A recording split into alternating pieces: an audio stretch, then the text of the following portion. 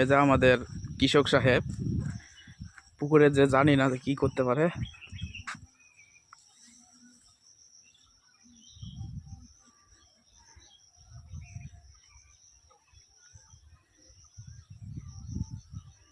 কি যে করবে ওমা,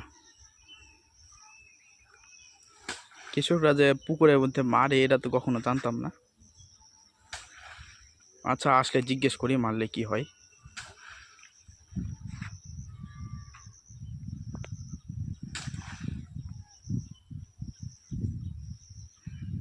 এবার উনি কি করবেন, হয়তো পা ধুতেছেন। ও সাপ, সাপ দেখতে পেয়েছেন সম্ভবত। ও সম্ভবত সাপ দেখতে পেয়েছেন। কৃষকদের সাথে প্রায় এরকম হয়। তাহলে এটা ছিল একটা কৃষকের জীবন।